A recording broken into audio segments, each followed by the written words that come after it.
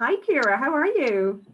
Oh, hi, Steph. How are you? Thanks so much for having me. Well, thanks for joining me. And I'll just introduce you to everybody who's watching. So this is Ciara O'Malley, and I am honoured that Ciara has said that she will let me interview her the night before her book goes live. So she's launching a book tomorrow.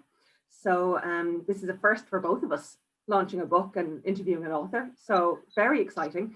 And her book is called Miracles Appear When Loved Ones Are Near. And I can't wait to hear the whole story. So maybe bring us right back. This all comes from your partner, Davy, Yeah. who unfortunately died. So maybe bring us right back to the start. Can you tell us how you met Davy, first of all? Yeah. So I met David when I was 17. We were at a concert in our local town in Castlebar, the Saw Doctors. And we met there, and he was mad into GA, and he was just so special. And we spent 10 years then. We went through college, we moved to Dublin, and then we moved to Canada. And yeah, we had the most amazing 10 years, and I'm so grateful for that now. Oh, that's wonderful. And did you know from the get-go that he was special? Because 17 is really young to meet somebody like that. Yeah, I think we both knew early on, but we kind of, were trying to be cool. Yeah. But we went to college, and I went to college in Letterkenny, and David went to college in Galway. So we knew then, when we managed 4 years living about 4 hours away, we knew then, we were like, yeah, this is home. Yeah. And what prompted you to move to Canada? I had been on about Canada for ages. When I was in college, one of the lecturers had said, "Oh, Canada, and it's good. I do social care," and I had said it to David, and it was something we always kind of thought about. But he was mad into football, so football was holding us here, and that was, he loved it, so I loved it. When you're with someone, it's their passion, so you're passionate about it too. And then I think we decided 5 months before we left to go, and that was it. I was like, we need to go now, just in case he changes his mind. But and what part of Canada did you go to? We went to Vancouver. Lovely. So, and it's such a beautiful, I don't know, have you ever been? My niece is there at the moment. She's over in Canada, and she's just loving it. So COVID came, otherwise we would have been over visiting her. Okay, yeah. Oh, it's beautiful. Everyone should go there. It's like, it's just so, it's cool, it's vibrant, it's just amazing place to be. And did you plan to stay there long term, or what were you sort of thinking when you moved there? Yes, when we moved there, we did a visa for, I think it was 2 years. So the plan, we were going to do a year anyway, and then see after that. And we kind of didn't have any big plans, but we knew we'd come back to Ireland eventually. But we were gonna, I'd say we would have stayed a year, maybe two. Yeah. And did you find your relationship changed when you were in a different country together? Yeah, because we were both living in Dublin before we left, and David would have played a lot of football in Mayo. So every weekend he would have gone home, and I was working weekends. So it was lovely to be in Vancouver, and we had so much time, and we didn't know anyone in the first early on. So it was lovely to have that time together. And looking back now, I'm like, it's so weird how things happened, because we had so much time together, time that we mightn't have had for a long time. Even though we lived together in Dublin, yourself when you're busy and you're working and football and other commitments. So it was lovely, to have that time. So it was real quality time when you were there. Oh, and we were experiencing something new together, just the two of us. And it was a new journey we'd embarked on. And you only had each other. Lovely. At the start, isn't it? Yeah. And what did you do for work over there? Did you do the same thing you were doing in Ireland?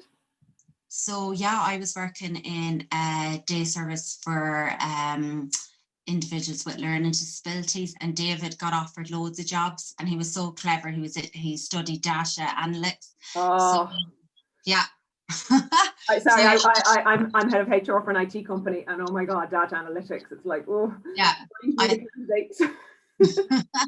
So he got a few jobs. So he was like, okay, now who's going to pay me who's going to pay me more? And he was like working them to see who he could get the most out of. So he's delighted he got a job he really liked, and things were amazing, So then let's let's cut to the chase and tell me, Yeah.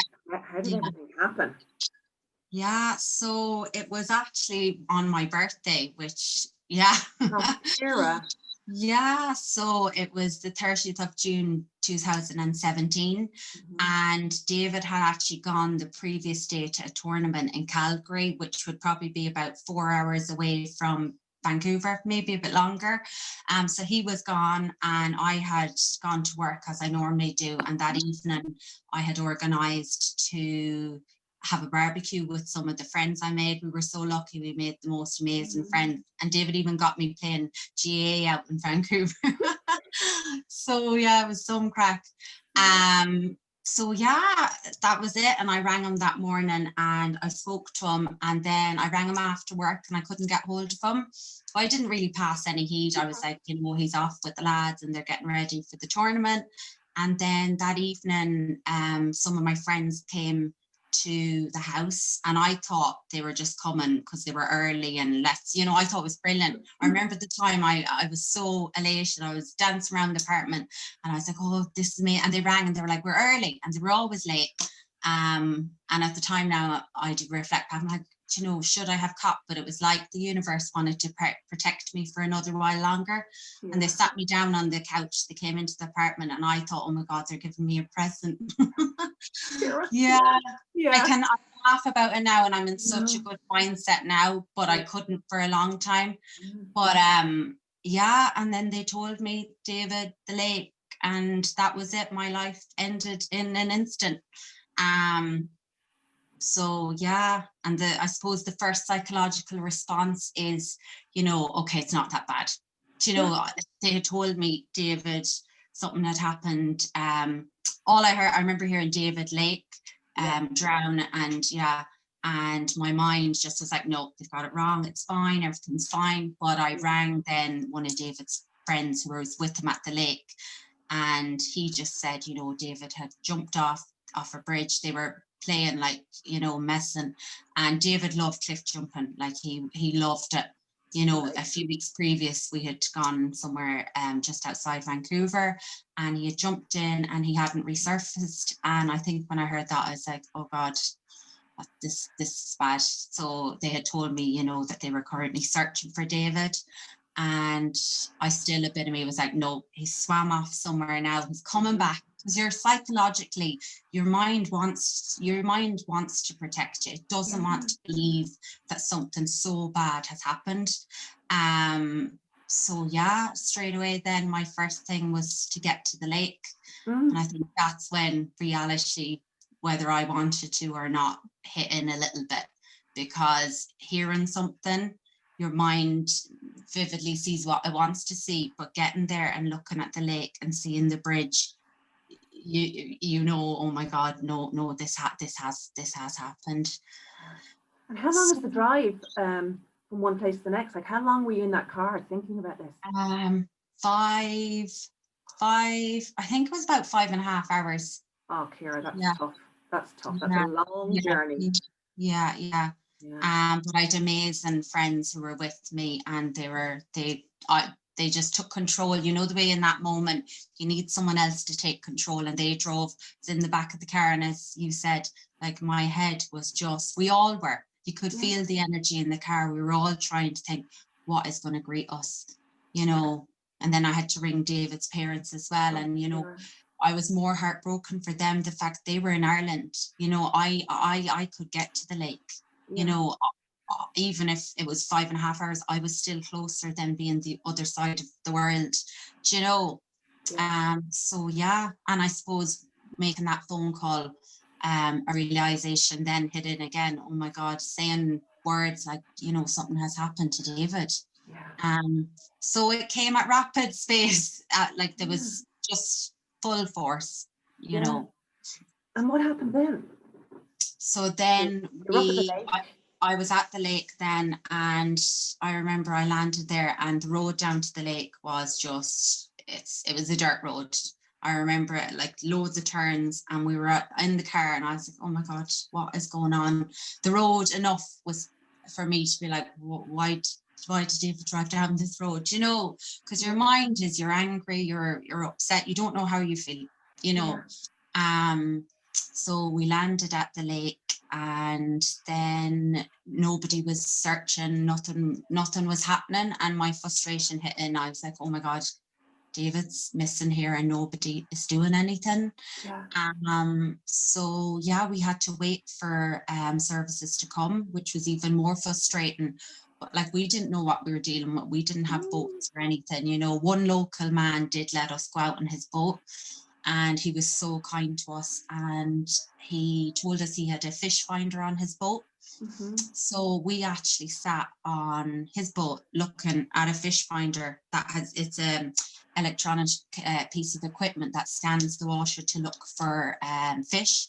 And we were looking at a screen looking for David. And I remember sitting there, I was like, oh my God, I didn't know what a fish finder was before this. What is going on? Yeah. But I felt it was better than standing there doing nothing, do you know? Totally. Yeah. Action is helpful when we're struggling to come to terms with what the hell is going on in our reality. Yeah. So then from there on, that evening, we were told from the local Canadian Police Services that, you know, they need a specialist dive team to come up from Vancouver, and it could take a few days, and until then there was nothing. And I remember, oh my God, and the weather was so warm, so we were sitting there in the heat like waiting, and like we to do that for a few days. Now the locals were amazing, and they did bring us out a few days on their boats, but we had to wait until that dive team came. And then they came, and I think they stayed for 2 or 3 days, and they said, you know, we've done all we can do, and they left. And I remember every day I was like, no, today's the day, we'll find him. Do you know, I've always been an optimist, but in that situation I was overly optimistic, you know. And for a long time in the beginning, I had told myself, we're going to find him alive. You know, going to ask you that. How long did that carry on for? That kind of a long time. And I remember one day, one of the someone said to me, you know, this was always going to be a recovery, never a rescue. And I knew that, my soul, you know, in my heart, I knew that deep down. But hearing the words, I was like, oh my gosh, like it just like a slap, isn't it? Yeah. Even though I knew. Yeah. Hearing the words, I was like, yeah, okay. But you know, we spent 2 weeks at the lake. Then we were so lucky in Ireland, a GoFundMe account was set up, and we got support from Ireland, Canada, worldwide, and that gave us that enabled us to get services. We'd helicopters, we'd boats. So like, I'm so grateful, and we were so lucky. And we stayed there for 2 weeks then, and we were doing everything we possibly could. We'd canine search teams out as well, but we just weren't able to find David.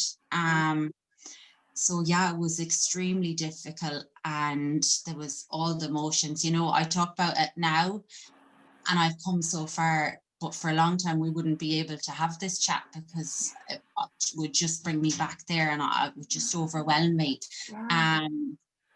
But our aim was to find David, and that pushed us through every single day, because every day was a day we could have found him, and that was a reason to get up.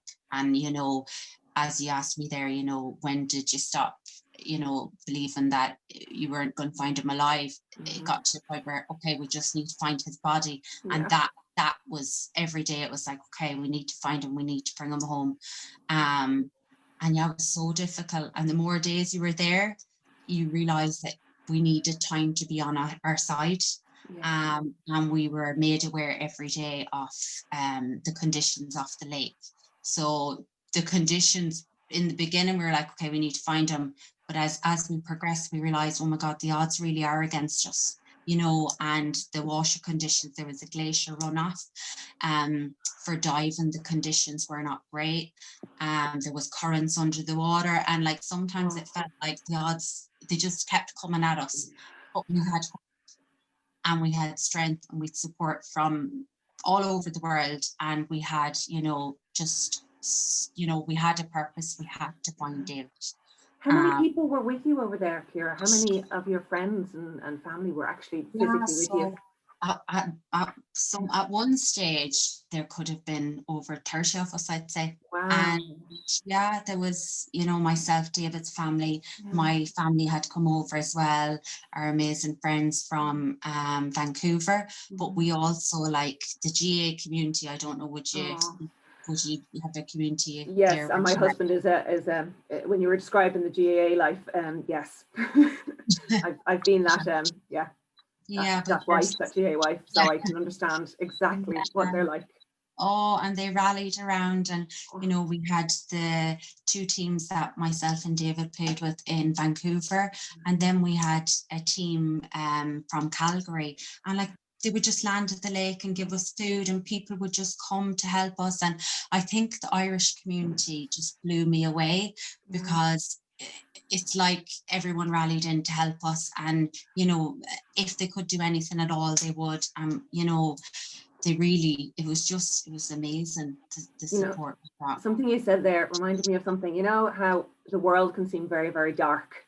Yeah. I'm sure it did for you, but you know, when you hear about, like, I don't know, terrorist attacks or natural disasters, they say look for the helpers, and that's where you see the light. And that gave me tingles when you were talking about, when you said the number 30. I honestly nearly welled up there, because that's a lot of people. I was thinking of you with 5 girlfriends, you know, in my head. Yeah. And then we'd amazing services like search and rescues and canine search teams. And I believe, like, David guided this whole journey. And whenever we hit a lull, as I said to you there, you know, we might find out, oh my God, the conditions are really bad. And then all of a sudden someone would come in and they'd give us that little bit of hope, or they'd come in and they'd be like, no, we're able to help you. And I just felt like that was David. And, you know, he always kind of uplifted us when we needed it. And it was, you know, it was awful. I remember at times I stood looking out on the lake and I thought, you know what, it would be easier if I jumped in too. And that was, at times, that was how I felt, because it was easier than the pain of what I was going through. But there was something stronger that pushed me on. And, you know, David would have sent us lots of signs. I'm big into signs, and I think that's what has guided me here today, a belief that we are supported and we're part of something so much bigger than we even believe. And one day specifically sparked something in me. We'd probably been at the lake probably just over a week and a half, and I was on the bridge where David would have jumped in with his sister, and there was a dragonfly, and myself and David's sister were there talking to the dragonfly, which I'm sure we looked doolally, but anyway, sure, look, we'd nothing to lose at that moment in time. And the little dragonfly, and it we placed it on a stick and it stayed with us and it didn't fly away. Oh my God. And the 2 of us were like, what's going on here? Because there was nothing stopping that dragonfly from flying away, and they are very quick, like, you know. And we brought it up, it stayed on the stick, and I walked it up to where everyone else was, and sure, they're all like, oh, look at your one there with the dragonfly on. But everyone was like, that's so weird, like, why is the dragonfly not flying away? And then afterwards that evening, someone read me a quote about dragonflies, and they said dragonflies are angels with wings who come down to show you they're still around. Oh, wow. And I remember that was the first time I was like, oh my God, that was David. David sent that. And then that evening, then I was Googling dragonflies like no tomorrow. And I found the most beautiful poem about a washer beetle and a dragonfly. And the washer beetle, before the dragonfly is a dragonfly, he's a washer beetle. And the poem is symbolic to the fact that the washer beetle turns into a dragonfly and wants to go back and tell its community and its friends, you know, I've transformed, I'm this beautiful dragonfly now. But it can't, because it can't go back into the washer. And to me, you know, that symbolized David was gone to wherever he was to go to next. And I do believe, I'm not sure, we all will have our own term on what we want to call it, but he couldn't come back to tell us because his physical vessel had gone. And that was his way of trying to say, I'm here, you can't see me, but I am here. And it was so heartbreaking because I was in such a bad place. And I was heartbroken but there was another feeling that I hadn't felt before. And I was like, oh my God, there's something going on here, and he is guiding us and he is giving us signs. And after that, I'd be asking for signs all the time. And, you know, I'd see something and I didn't care if anyone else believed. To me, that's all that mattered, you know. And I'm a firm believer now in signs. And I believe, you know, our loved ones don't need to prove to us that they're around. It's up to us if we're receptive, and they'll send us messages. And I'm into numbers, anything that means something to us, because it's not actually symbolic to the sign. It's the feeling you get. It's that feeling that, you know, they're still here, they're still guiding this new journey I'm on. So it's a feeling of comfort, you know, when you said you had that heart, you were heartbroken and there was another feeling going on. What do you think that feeling is? Is it comfort, or what would you describe I feel it like as? when I feel it, I want to like touch my chest here, that it's just like a warmth, that it's actually hard to explain, because I think everyone will feel something different, but it's like a feeling that, you know, things are awful and everything is horrendous, but there's some kind of comfort in I'm still here, you know. It's like a warmth. Yeah, like I often think of it like a hug, because I know I have a sister who's 20 years younger than me, and it's funny, around the same age that my sister said this to me, she was about 7 or 8, my own daughter said to me, oh, I'm really scared, what do you think death is like? And I remember I was caught on the hop, because I was only in my 20s, my sister said it to me, I was caught on the hop. I was prepared when my daughter said it to me, because I'd gone through it with my sister. But I remember in an instant, and knowing for sure that this was the right answer, I scooped my sister up into a huge hug, and I said, I think heaven is like, I can't tell you what it looks like, but I think it feels like a huge hug. And I remember her kind of going, okay, I'm cool with that. And my daughter was kind of cool with that too. And that's kind of what I imagine, you know, when you're saying about that those people are near. I feel the same with my gran and my pops. I was really, really close to them. I feel like it's a hug, an internal hug when they feel near to me. Yeah. And funny enough, you said that, because David's last words before he jumped in were, "This place is paradise."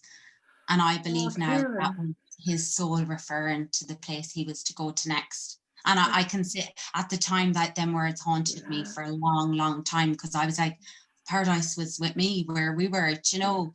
But now I do, and it brings me so much comfort, because I think that was his way, his soul saying where I'm going to next. And that's where I imagine David is now. He's in paradise. And I believe we'll all go to paradise when we're supposed to. That's beautiful. And I also like what you said there a few minutes ago, that you don't really care if other people see the signs or not, or believe the signs or not. And I love that. I love that you're like, listen, this is mine. This works for me. I believe it. Sure. Do what you want, because I think, you know, obviously there's going to be skeptics and cynics who are going to read your book and listen to this. What would you say to those skeptics and cynics? I'd say, you know, that's okay. That is perfectly okay, and that's their journey. And, you know, I'm very aware, I've written a book, and there's lots of, I think there's magic in it nearly, because it shows, it's so synchronistic. When I looked back, it was like David guided me on this new journey. But I think whoever needs to get something will get something from it, you know. And imagine if we all believed the same thing, the world it'd be a different place. You know, we need to have that. It wouldn't be right if we all believe the same thing, and that's okay. I think who needs it will get something from it, and everyone will get something different from it. And I love that. I was listening to Deepak Chopra one night on the radio. I think he was actually being interviewed by an Irish guy, and I was fascinated by what he was saying. And, you know, again, he's so famous and he writes a lot, he's prolific in his writing. And whoever was interviewing him, I think it was Matt, what's his name, from The Last Word, who would be quite a cynic and quite a skeptic. And he said to him, sure, look, what would you say to people like me who say this is just all for money, that there's no religious, there's no spirituality in it? And I'll never forget Deepak's response. I wrote it down at the time, and he said, I'm just singing my song, and if people want to listen, that's great. Isn't that amazing? My song. I just love that sense, you know. I'm just singing my song. That's good. It's brilliant. So you're at the lake, you're surrounded, and isn't it wonderful or interesting? I'm not sure which is the right word. So when we're in our toughest moments, and look, again, I have never been through what you've been through, and I'm not even going to pretend that I can understand. But I remember I had a miscarriage once. And the one thing that I remember from that miscarriage was firstly the feelings of grief and, all that. Yeah. But the other thing I remember is I've never felt so enveloped in love in my whole life. Like the love that was coming out of everywhere and wrapping me up was something I'll never forget. Yeah. I think changed me fundamentally, changed Yeah. my insights and Yeah. my self-worth or something. So tell me a little bit about that. So you're in the middle of misery, but you're also surrounded by these thirsty Yeah. friends and family and all these locals and services. Yeah. Yeah. And I think, what you said there, even to see that David had touched so many people's lives as well. And that brought me so much love as well, to think, oh my God, he was so young, but he touched so many people's lives and communities, and it was just amazing. And yeah, it was like we were so broken, but people, like a herd of people nearly trying to lift us up, and to push us on. And it really did give us that strength and determination, to push on, because we spent them 2 weeks at the lake, and we had to come home then, and we held a memorial service for David. And I remember a few days previous, people saying, I think we need to go home. There's lots of people at home who need us to come home to see, this has happened, and, and to give David a memorial service. And I remember at the time being like, what's a memorial service? Like, and I couldn't understand. I was like, how can we leave the lake when we haven't found David? I was going to ask you that. How did you get your head around actually walking away from the lake? Oh, I found that so difficult, to the point where I was like, I'm going to stay. I was like, he can go, I'm going to stay.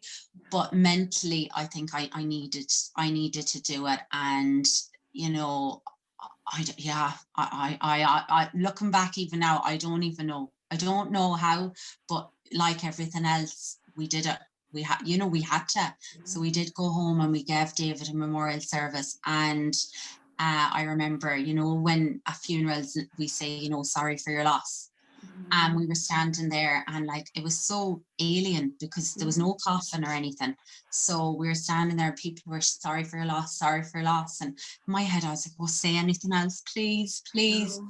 And I have it in the book, and them words haunted me, because in my head, I was like, we haven't found him. And then my head was like, we haven't found him. We've nothing to prove that he's actually gone. And here are these people shaking my hand saying sorry for your loss. And oh, my heart, it just shattered me. And then at the same time, I was thinking, oh my God, we're back in Ireland here. We need to go back. I was like, let's get this done and go back. And we did. So we would have spent a week and a half here, and we went back then to Canada the second time. And that was the end of August 2017. And we spent another few weeks, and we went back with the same determination and drive. We were all so broken, but we were so aware that the weather conditions in Canada, where the lake was, by the beginning of September, they get really bad frost, and the road to the lake we were told you wouldn't even be able to drive down it. So we went back in August, knowing that we had until the end of September, and if we hadn't found him, we had to leave, and we were not going to be able to come back till at least April next year. So we had that in our heads, like, we have to do this.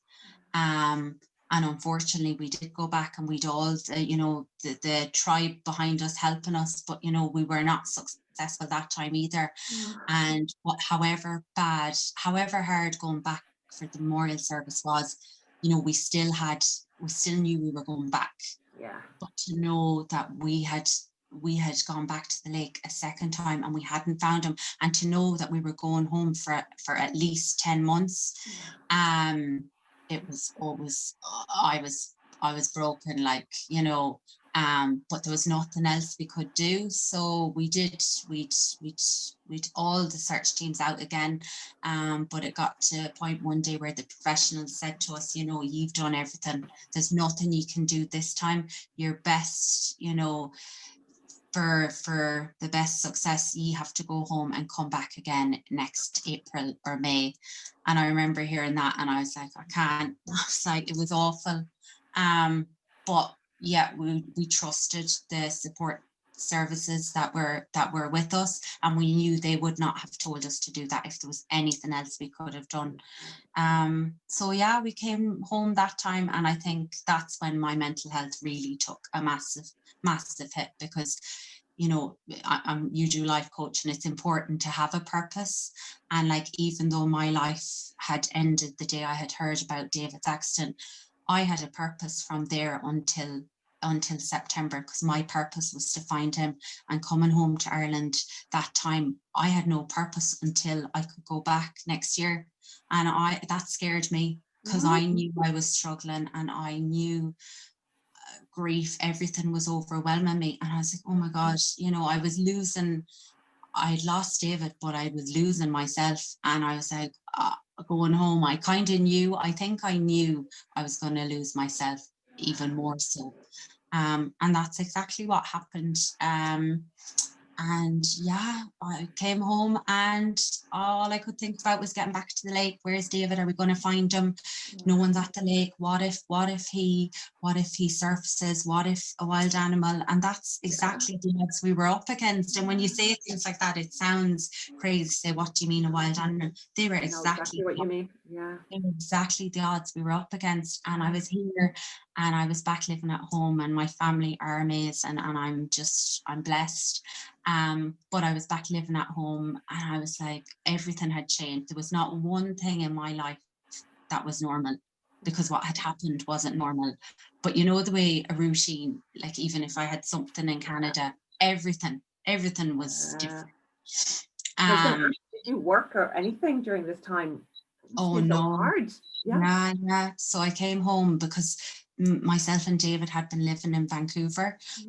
So I had made the decision that I wasn't in any fit state to go back to Vancouver, and I couldn't go back with David not being there. So I came home, and I had no job here, and I wasn't fit to work, to be honest. And so my days consisted of getting up and just surviving and trying to get through the day. And I really did struggle. And at one stage I was linked in with community mental health, because everything just got so overwhelming, and I didn't really understand grief at the time. Like, I'd be angry, and then I'd be sad, and the emotions were emotions that, you know, are very normal for what's going on, you know, but at the time I didn't understand that, but they were so amplified. And, you know, I didn't know in 1 minute how I was going to feel. And I'm so grateful to say, you know, I did get amazing support services, and I attended counselling, and, you know, and I'm a big believer, you know, that we should, if we're feeling like that, it's so important to reach out and ask for help, because I was having the most irrational thoughts. And I'd go to counselling, and that was my safe space to say things that if I had said to family and friends, they'd all be staring, looking at me for hours, and they were all so worried about me anyway. And yeah. So, and do you think the emotions were bigger because you'd almost put a pin in it for a while? I know, again, I'm saying nothing like it, but I just did something similar with my miscarriage. I put a pin in it, and I didn't deal with it. I got busy doing things, and then it hit me like a ton of bricks, and I had a very difficult time in counselling and all the rest, which happened earlier probably, but I do think that putting a pin in it made it bigger, and it like engulfed me. Do you think that is the same with you, or do you think whenever it would have hit you, it probably would have been as tough? Yeah, well, I think we were so busy at the lake searching for David that was gone. That purpose, that thing to keep me going, as you said, keep him busy, that was gone. I just had me and my thoughts here, and you know yourself, once the hamster wheel starts going, it's hard to stop it. And that's exactly what happened. And then I wasn't sure what I was grieving for sometimes. You know? Yeah, totally. I totally get that. And did you go back to Canada then in the April? So we went back to Canada then in we went back to Canada in April, and we would have spent probably not even a week there. And we were like, you know, it was completely different. So when we were there during the summer, the lake, like, it was really warm, and the lake was a glistening blue lake. It was beautiful, and we landed there, and there was just ice. And, you know, it was like, in one way, I think it kind of protected us a bit, because when you land back there straight away, your mind goes, "This is the place that took everything from me." Yeah. And that's, I think, a very normal reaction. Yeah. But we were at a completely different environment. And yeah, we started searching, but it was a different search, and we knew we were up against the odds the last time, but landing there in April and seeing all the ice, we were like, yeah, so we got with the canine search team back. And I think their first day they landed at the lake, they found David. So yeah, Oh my gosh. Yeah, and I think that was a few days in, so we were so lucky. But we went back with the same attitude that every day we were going to find them, but we knew the odds were up against us even more so. And I think a lot of services, even in Canada, have said, you know, like, you'll be lucky to find them. But on that day we did. And I remember that day we were all there was so much frustration, because we're like, you know, we were so aware, again, time, you know, we need to find them because the lake was melting. We knew it would be easier to find them in the early stages, whereas when the lake had fully melted, you know, it was going to be harder.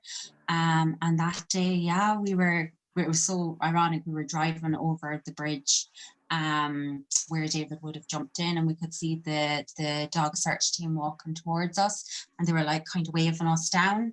And we were nearly so used of hearing, oh, you know, like, my hopes, so many times I thought we'd found him, so many times. And I remember we all thought, you know, okay, maybe their boat has broken down, or they need supplies or something. And they just looked into the car, and we all knew the way they looked at us that something was different. And I was like, oh my God, they found him.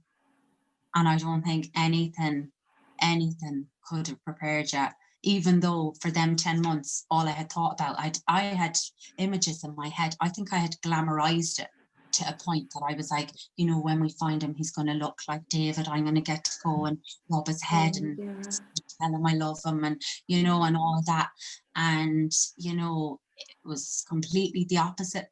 But at the same time, that was all I wanted. And I remember them saying the words, and like I remember saying, okay, I know I'm grateful, but I don't feel grateful. I felt even more heartbroken, because it was real. There was nothing realer than hearing them words. You know, we think we found them. And I was like, I got out of the car and I was looking over at the bridge, and I could see where they had found him. And like, you couldn't see him, but there was something covered. So, you know, you just know, like, and I was like, oh my God, that's him. Like, and I remember like my body, I was trying to figure out what I was feeling. I was nearly trying to be like, okay, this is good. But I was heartbroken. And just looking down, I was like, oh my God. And it really did, like, reality really did sink in then. But we were so grateful. But the gratitude came in, like, I did feel it on that day. Yeah. But the amplified emotions, because I was like, you know, we've been through so much. I said, surely I can't feel any more pain or any more anger or any more anything. And I remember thinking, no, actually, no. It was a feeling I'd never felt before. Like, you know, I wanted to run, but I wanted to stay still in my body. Even now I'm trying to explain it to you, and I'm like, no, it's kind of hard, because my body didn't know how to react. Well, I mean, when you think about it, right, what you went through and all the different stages of what you went through, I mean, that's something so unusual. Of course your brain was like all over the place, like all over the place. How do you like, it's so hard to process something like that. You know? Do you think the counselling you did prepared you at all? Do you think it made any difference to you going back the next time? I think it definitely helped me talk about what I had thought it could look like. You know, as I said, things you mightn't say, even though I had amazing support and family and friends, things that I mightn't say to just anyone, you know, things my mind had made up, you know, even to talk through that. And yeah, definitely having that space, that safe space to have them conversations. Yeah. And I suppose as well, one thing counselling does is it kind of allows you to feel your feelings. Oh, it sounds Yeah, really American. I can't even say that without an American accent. Feel your feelings. But you know, suddenly you've got this permission which you didn't have maybe, I don't know, yeah, yeah, sometimes we don't give yeah, ourselves the permission to feel those feelings. And yeah. yeah. And I'm a firm believer you've got to feel it to heal it. Yeah, damn right. And most of us find that out the hard way, don't we? I know, yeah, and the more time and what you resist persists. Yes, So, yes. you know, if you don't want to deal with it, that's fair enough, but it's not going to go away. You know, eventually it will, and that's what I felt like grief was at times. It was like a pot that's just about to boil over, and you can keep putting the lid on, you know, but it will just erupt. And I got to a place where I was like, you know, it's easier to acknowledge these feelings because they all deserved a time and a space, because everything I was feeling, you know, was very significant to what had happened. So it took me a while to get to that place where I kind of was like, okay, no, I actually need to sit with these, and I need to let them, you know, I need to let them come up, because, like, you know, they were there because of all the love I have and continue to have for David. They were very significant. So yeah. I've heard grief described as love with nowhere to go. Yeah. And that reminded me when you're saying that, it's like all this love and like, where does it go to? I've got to put it somewhere. Yeah. But your person has just gone, you know, that person who, you know, me and David, as I said, we had not spent that much time together in probably our whole 10 years being together, and all of a sudden they're gone. You know, the person who you tell everyone, the person who, David's my person, like, you know, I actually felt like half of me had gone, because I felt like he was my other half, you know. So obviously, you know, that love has to, you know, even though the way we're programmed is, you know, our physical, that love is, you know, we need someone there. And I think that's where grief, you know, we're seeing, okay, well, what do we do with all this love, you know, and then we're angry, and there's so many emotions, and yeah, it's so important to acknowledge them when you're ready, of course, because everyone's journey is individual, and, you know, they'll all go down their own path. And so you found him, and then what happened next? Sorry, yeah. So we found him. I know. Yeah, so we found him, and we got to go down.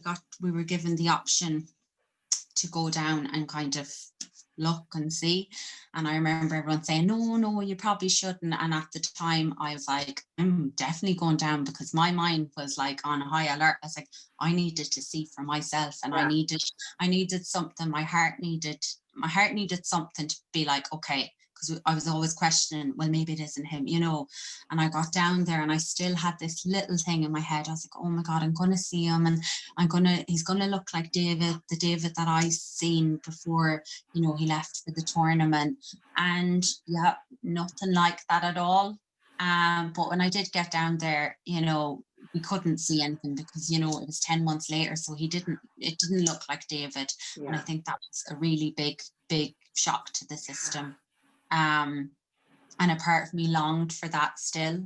But I was just, when I got down there, it was all covered up, and I just, you know, I knew it was him, and I just sat down on the ice, and I was like, oh my God, and I just cried, because I was like, yeah. How did you know it was him?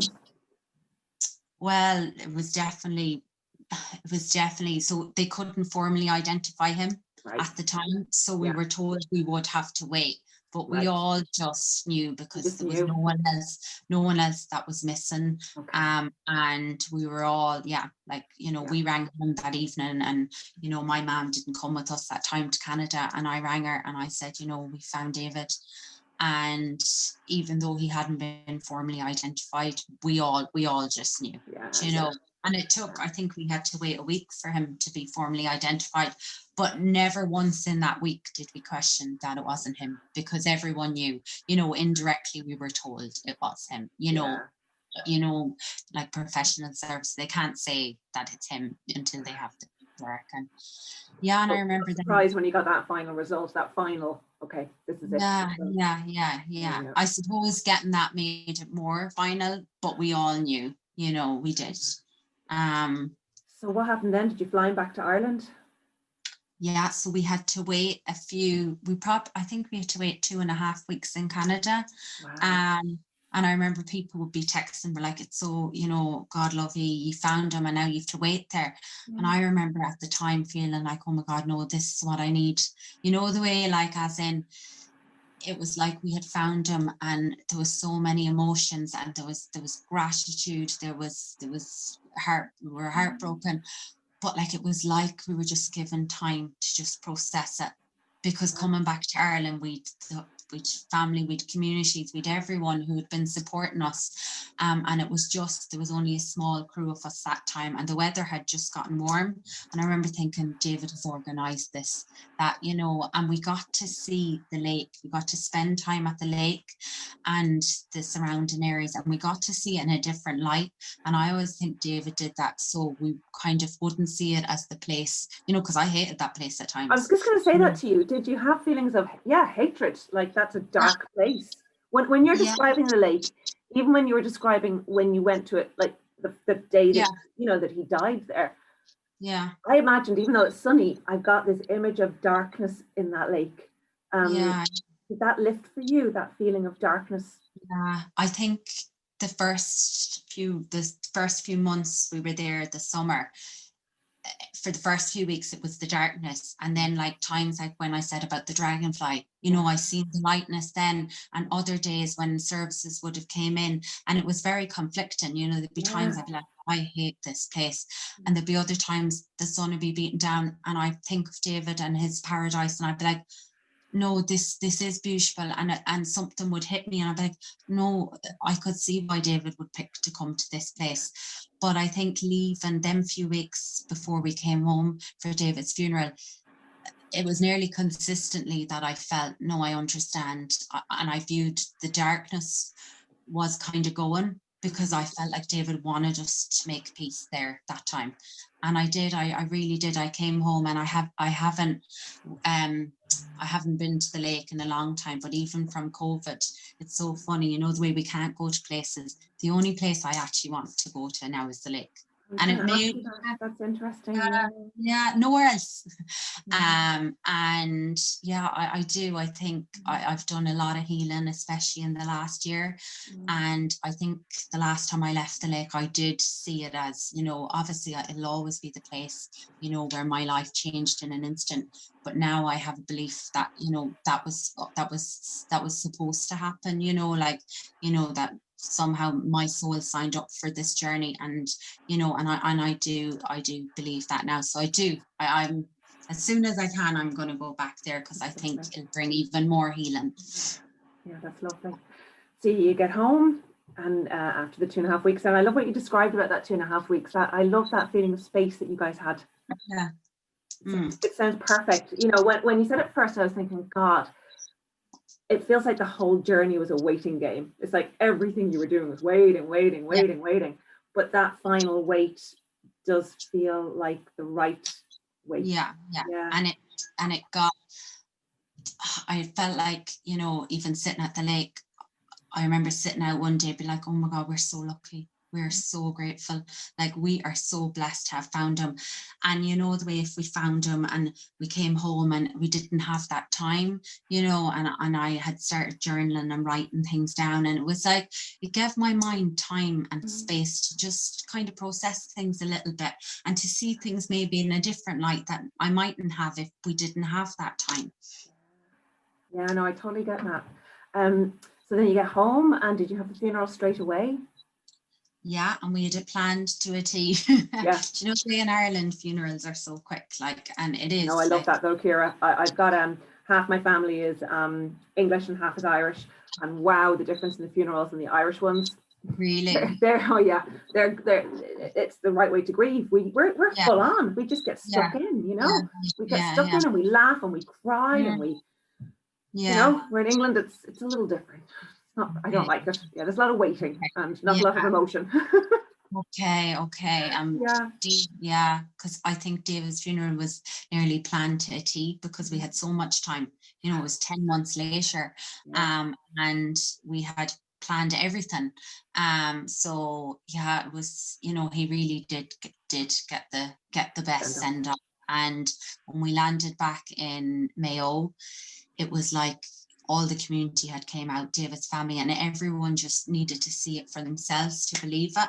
I think it was described as the happiest, saddest news that anyone had heard, because it was so conflicting, because, you know, everyone was heartbroken for us, but yet they were so happy for us because we had found him. Because I can't imagine we wouldn't be having this conversation if we hadn't found David.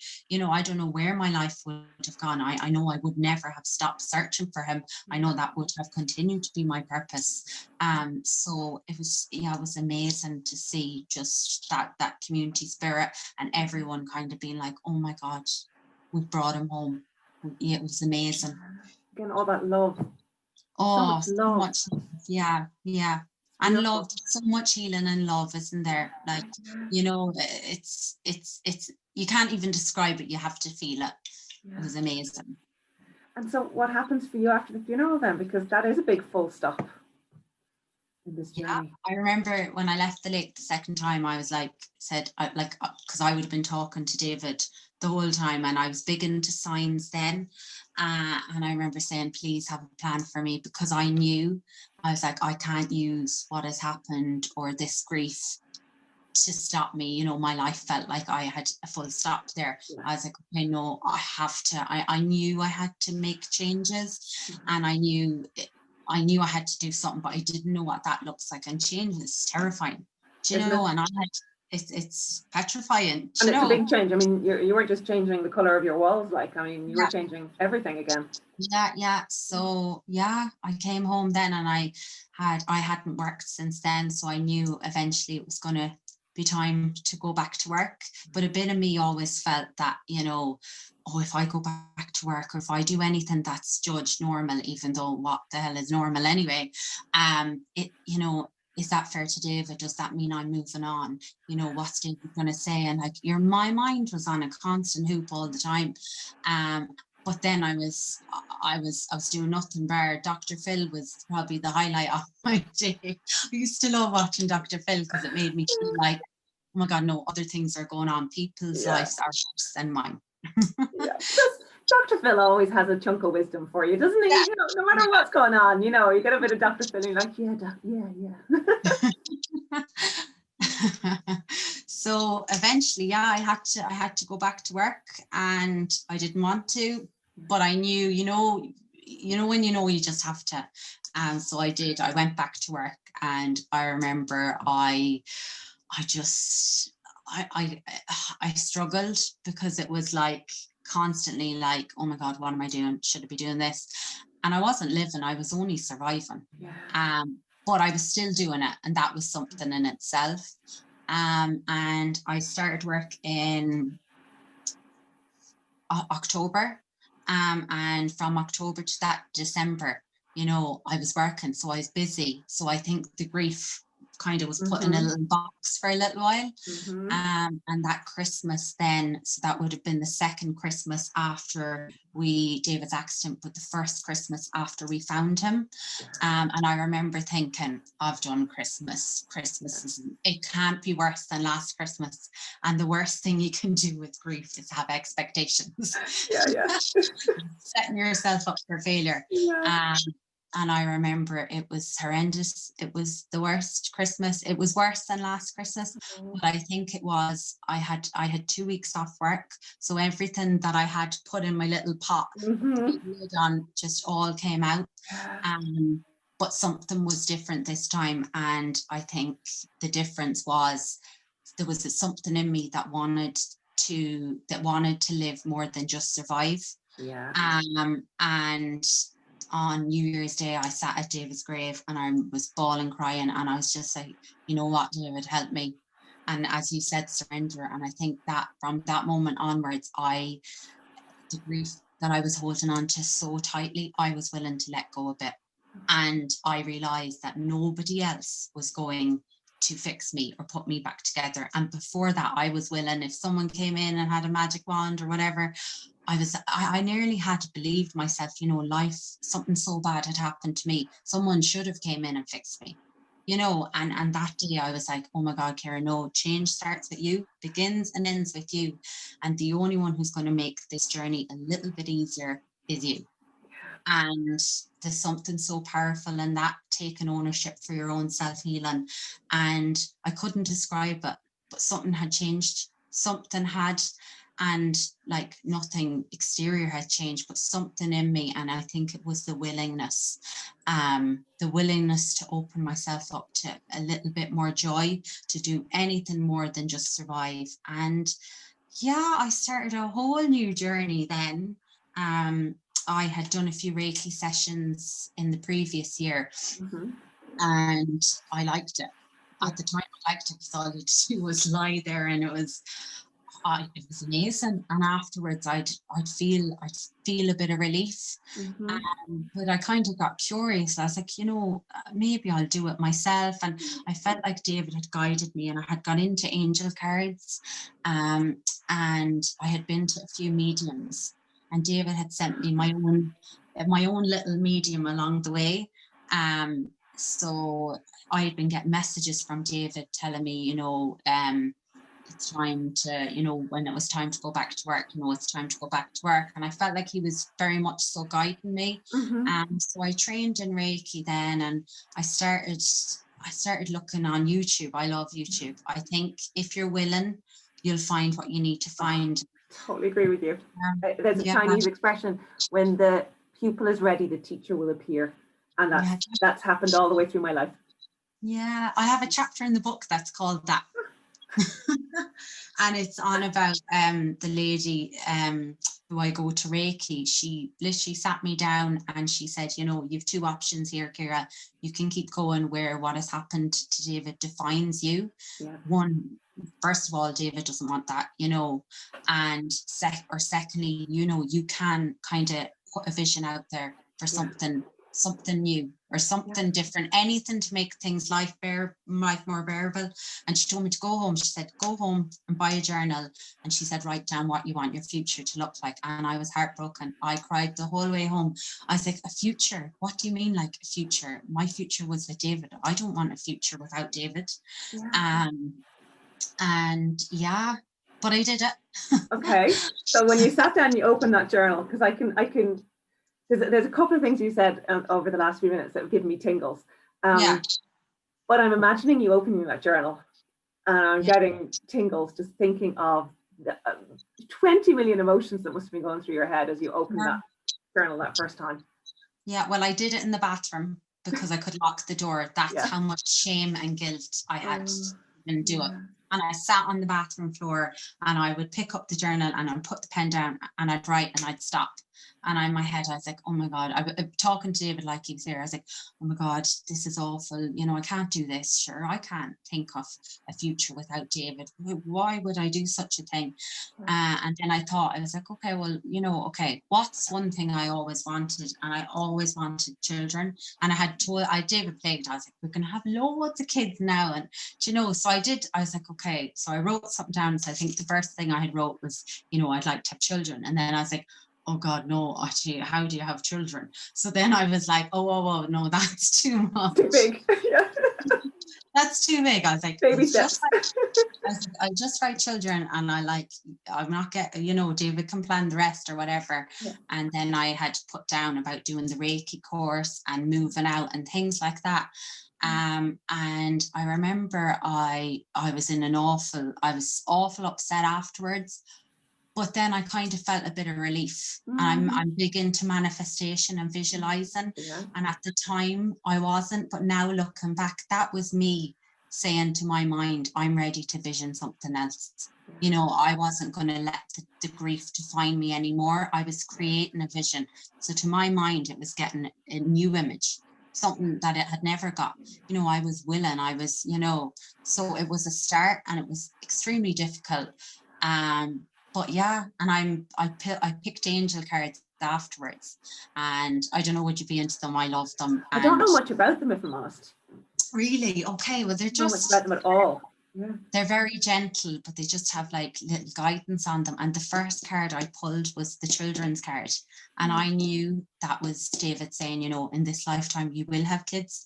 And I remember getting really upset because I was like, oh my God, but they were supposed to be with you. Yeah. But then I got this other feeling that was like, oh no, he's just told me, you know, he's here, he's with me when I'm doing this. And so, yeah, and I got a few other cards then. I think I got steady progress. And to me, that was, you know, that, you know, David, the angels, they were saying, you know, we're with you. We know you're finding this really difficult, but keep going, you know.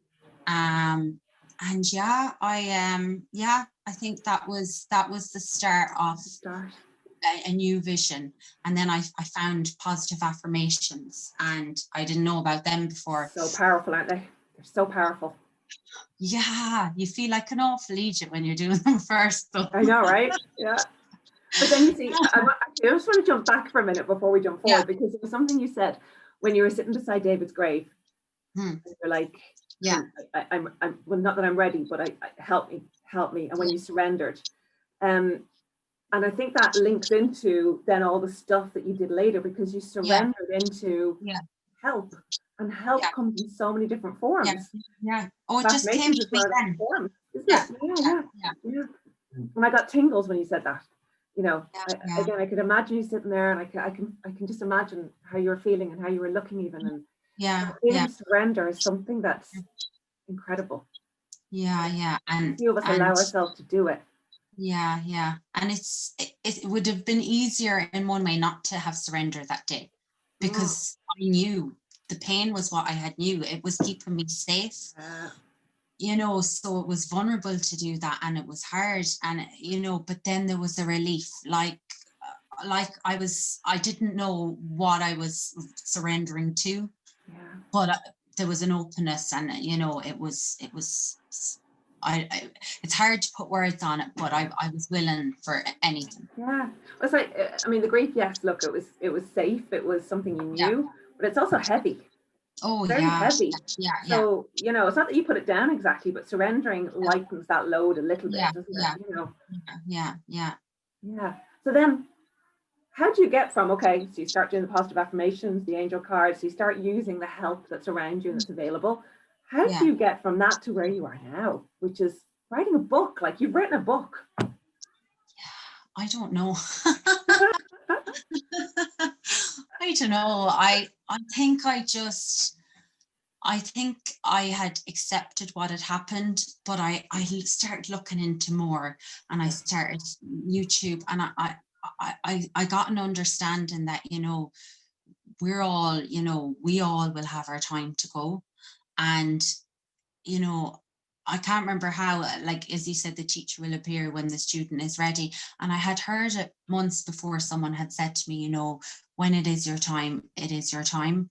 And David had served his purpose here, and it was his time to go. And I remember feeling so angry. I was like, how can anyone say that to me? Well, I started to think about it more, and I was like, no, like, I started to understand. And yeah, I think that really helped me, because I was like, you know, this had to happen, you know, and I got an understanding that, you know, my soul signed up for this, and I know not everyone is into this, and it took me a long time, but that's what really helped me. And I kind of changed my belief. I was like, you know, no, by me kind of moving forward, because moving on is an awful term, and I was moving forward, but me kind of creating the best life for myself and making all these little changes. I was honoring David, you know, and I was bringing him with me. I love that. I'm just sorry, I'm scribbling here, because I love what you said. Two things there: moving forward rather than moving on. That's gorgeous. And honoring him. It's absolutely gorgeous as well. And I do now. I talk to David like he's here all the time, because that's how I see it, as in, you know, he is here, and like, you know, I'll be talking, and something might come to me or whatever, and that honoring him, that this is what he would want. And if it was the other way around and I was up there, I'd be down here, I'd be telling him, come on now, seriously. But it's funny you say that, because my mom went to see a psychic who apparently, I don't know the person's name, but very renowned psychic. When I was struggling to have my daughter Sophie, I had a long IVF battle with her. And my mom said, the psychic said that the next round would work. And at that point, I was like, I wasn't kind of ready to do any more hoping, because I'd done a lot of hoping. One thing I'll never forget, and it was so great for me. Now, I was saying to you, I was very, very close to my grandparents, one particular set of grandparents. So I would talk to them all the time in my head, and I still do. But the psychic said to my mom, tell her to talk to both her grandmothers every night. Her grandmothers are helping her. So I used to imagine them sitting on my bed with me every night to comfort me. Now, funnily enough, both my grandmothers had huge problems having children. One had lots and lots of miscarriages and eventually had children. They both had children late in life. They both had children around the same age I was. I was 38 having Sophie. They were both around that age having their kids. One couldn't get pregnant, and one couldn't keep a baby, loads of miscarriages. And it was just so comforting having them come and sit on my bed every night. Like, I'll never forget it. I'll never forget the feeling. And it was a psychic that told my mom to tell me to do that. And when I did, I got pregnant on my next cycle with them, and kept it. So, you know, I know there's a lot of skeptics out there, but there's a lot of comfort and love and hope when you're literally letting your dead relatives, husbands, wives, whatever, sit in the room with you. And they are with us always. I do believe that, but we have to kind of invite them in. You know, as in, they're always there to help us, but we have free will. So unless we kind of ask for their help or support, you know, they can't help us. You know, and I would have not been into any of this. You know, I'm just going to ask you that. Pre-David, what was your sort of belief system pre-David? Yeah, I would never have called myself spiritual. I was open-minded. David used to call me a fairy. But I wouldn't have called myself spiritual, but I wouldn't have dismissed, you know, I was very open-minded that if someone believed in something and that's what, you know, that kept them going or gave them hope, you know, that's amazing. But yeah, spirituality and a knowing that we are part of something so much bigger is what has got me to here today. And I was even thinking, you know, if someone says, well, what's spirituality to you? I don't think I could answer that question, because I think it's a feeling, you know, and everyone will feel something different. And, you know, what one thing, you know, I could be into signs or whatever, and someone else might take something else, you know, so it's very individual to you. And as you said, you'll find what you need to find. You know, that nothing happens by chance, even the bad things in our life, you know, and it took me a long time to get to that. But, you know, even, you know, challenges, I think, you know, they're sent to us as opportunities for us to grow, you know. So even now, if something happened, I'm like, okay, what are they trying to teach me? What do I need to learn? And it's a really, Go on. It's a really good way of looking at things, because you're changing the focus. Instead of saying, okay, well, what's wrong with them? You know, what can I get from this challenging situation? You know, it changes everything, I think. Look, I'm a big, one of my big things behind my page, Steph B, is around mindset, because I've learned myself the hard way. You try to change your mindset, you change your life. And I would apply that in the business world. You know, when people come to me about a very difficult person they're dealing with and how it's ruining their life and all that, I'm like, yeah, look, the person could absolutely be a bit of a dickhead, but what are we getting from that? Like, what are we going to learn from that? How are we going to build our core, build our resilience, deal with that kind of person differently the next time? Like, it is a great way to look at it. What am I learning here? Instead of, oh, poor me, this is terrible, you know? And you're taking your power back, because instead of giving them your power, you're taking it back, because you're saying, well, actually, okay, what can I learn? Instead of saying, you know, this is really challenging. They have all the power then, you know, so there's something really powerful in that. You're so right. That's exactly what I believe, that everything like that, we literally take our power back, and we literally turn into superheroes, little superheroes, you know, but superheroes of our own lives, you know. But I totally agree with you. And so what point did you go, there's a book in this story? Well, I would have gone to a lot of mediums and I would have got messages from David, and I was very much guided. You're going to write a book, and I'd be laughing. I'd be like, what are you on about? Going to write a book. English would not have been my top subject in school. But yeah, I kept getting guided. You're going to write a book, and I started journaling, and I went back to the start. And as I could see the synchronicities and as everything flowed, I was like, oh my God, this could actually really help someone. Yeah. And it was only then I was like, you know, oh my God, I kind of thought about it. And then it brought me so much healing, because I've wrote it a few times. And as I went back every time, you know, I can talk about this to you openly, you know, and I'm even thinking to myself, I'm like, oh my God, you know, because I have done so much healing, and I've written and I've cried, and, you know, it's all, you know, but yeah, I just thought, you know, we all go through so many challenges, and not just grief. And, you know, we witnessed a miracle finding David, and I feel like I've witnessed loads of little miracles along the way. And as you said, changing your mindset and the little things I incorporated. So I've separated the book into, the first bit is like finding David, and the second bit is my self-healing journey. And to show you that, you know, and the first bit of the book, there's moments that I talk about my darkest, deepest moments, but it's important to see how dark and how bad things were to how things have got, you know. And that's when I thought, no, this could help someone. In my head, in my eyes, this book helps one person, that's enough for me, you know. It's amazing. So, yeah, it's absolutely amazing. And I meant to say to you earlier, when talking about the Dragonfly, the cover of your book is beautiful. Isn't it class? It's absolutely gorgeous. It's awesome. Yeah. And I thought that yesterday, but I didn't know the Dragonfly Story. Yeah, I was going to say, if you have a copy handy. The colours are beautiful. Oh, it's just amazing. Yeah. You'd be so proud. Look at what you're holding in your hands. Like this only happened in 2017. That's not that long ago. To have gone through all of that, had the healing, written the book, like you say, 2-3 times, rewriting it. Like now you've got it in your hands. Yeah. Are you proud of yourself? Yeah. And I think self-love, I'm a big firm believer in self-love. And I know when we hear the word self-love, we normally are like, oh my God, no, because we're nearly programmed not to self-love. And I've discussed in the book that when I put everything into me, and I started, you know, changing my mindset and putting all my focus into me, everything around me started to change. And I am so proud of myself, because, you know, everyone else is telling me, oh, we're so proud of you. It's different when you feel it yourself. I know, right? And sit and say, you know, you're amazing and you did this.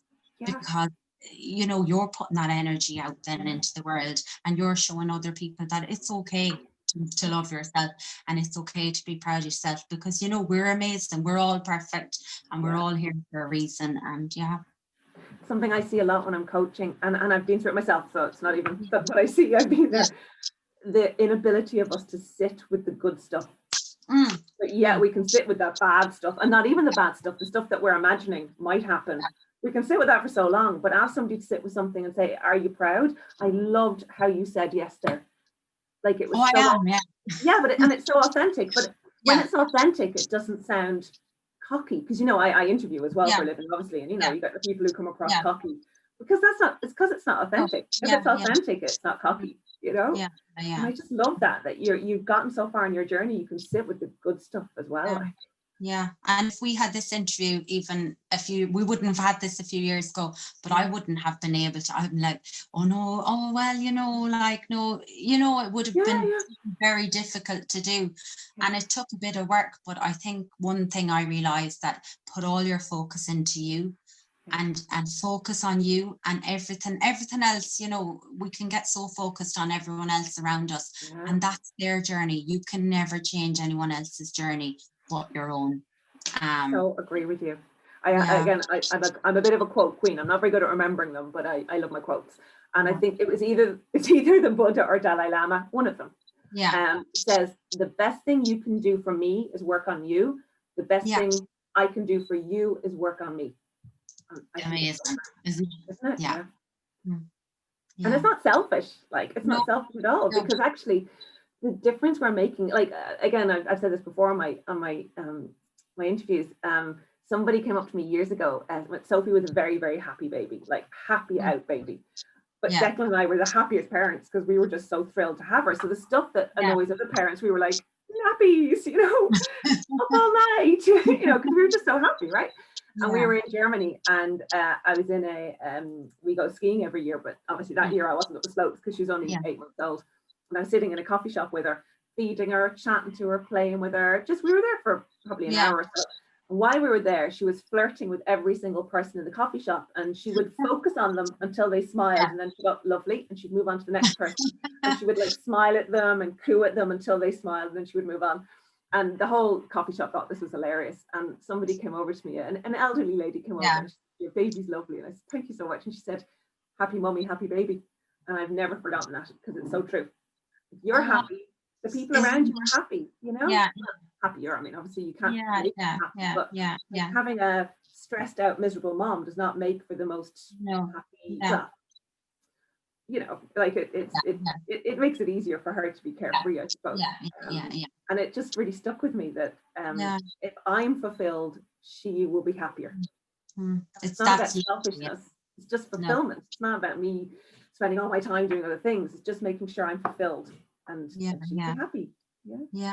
That's lovely. And I think that's what you're showing here with your journey and your book as well, you know? That you've worked on you, you've made you good, and that can touch so many people now. And as you said there, I've gone mad into, like, you know, I trained in Reiki and energy and vibration. So as you said, you know, when we put happiness out into the world, we're going to get that back, just like loving yourself and putting that work into you. It's a vibration, do you know, and like, it all comes back to us, and we're helping the world by putting that into ourselves, because we're spreading that out, you know, we're sending all them good vibes out. I have this image as well that I use about like a drip, you know, and a drip turns into a puddle, turns into sorry, lake is probably not the best word to use with you, but you know, but it just like it gets bigger and bigger, and it turns into an ocean, and you can either drip negativity or misery, or you can drip love and good vibes. And and that's what we're here for. I believe we're here to live our best life and to be happy, you know, and to be joyful, because that's one of the highest vibrations you can be in. And you know, some days I'd be going around and things just happen when you're feeling like that, doesn't it? And you're just, it's amazing. And that's what I think. So what's your day job now? Are you still doing the same day job and all this other stuff on the side, or how do you manage your life right now? So I'm currently work in youth work with Froga. So I do that part-time, but I've trained in Reiki, and I don't know, would you be familiar with Louise Hay? Yes, I love Louise Hay. She was my first ever really self-development book, which I bought secretly because I was embarrassed back then of needing self-development books. And Louise Hay was my first one, and I absolutely adored her. Yeah, because only literally about 6 weeks ago I did her course, How to Heal Your Life. So I'm a Heal Your Life teacher, and now I haven't done any workshops, but that's what I want to get into and do all that. So that's my plan for 2021. Well, one of my questions was going to be what you're excited about. That is so cool. That sounds like you're literally living your life's purpose. Yeah, that's what I feel like. When I picked up the book yesterday, I was like this peaceful feeling. I was like, oh my God, and I didn't even know what a life's purpose was there a while ago, but you know, for something so tragic to have happened, and for me to kind of put a spin on to say, okay, well, how can I use this to help other people? And I do an energy work, and I think a good healer is someone who has done the work on themselves, because you'll never heal anyone else. You'll guide them to heal themselves, you know. So that's what I want to do, is help other people now to guide them on their journey and to embark on their healing journey. So powerful. It's so powerful. I love all this. I could talk this. I don't even know how long we've been talking, but I could talk to you for hours about this, because I'm so into it as well. And I think because we both experienced it, it's not like we're just like read a book and teach it. Like we've been through it in our own ways, and now sharing, you know, what worked. And so what are the plans now? So you've written the book, you're now going to be teaching Louise Hay. Is there anything else that you've got in the plans? that you can No. share? Any exclusives for me? The book is being launched tomorrow, and I'm open then to anything. I don't know, a bit of me then I'd like, would I like to do motivational speaking? I think I would, you know, I can see you doing because it. yeah, I think I think I'm open to whatever plan the universe is sending me. Yeah, so That's gorgeous. Well, to wrap up, if there's somebody watching who is really struggling with grief, is there anything you could say to them that might help them a little bit from watching this video? Apart from all the other wonderful things you've said, by the way. But if you're talking to that one person, like we're thinking about, okay, there's one person watching this screen now, give them a message. Yeah, that, and I've written it on the book, love never dies. And even though your loved one is gone in the physical and they're not there, they're with you. I believe their prime duty is to stay with us and mind us and guide us, and talk to them, and, you know, just know that they're there. I know it doesn't help, you know, I know we want them in the physical sense. So, you know, sometimes, you know, that might not help at all, but be kind to yourself. Oh, I lost your screen there, Ciara. You still there?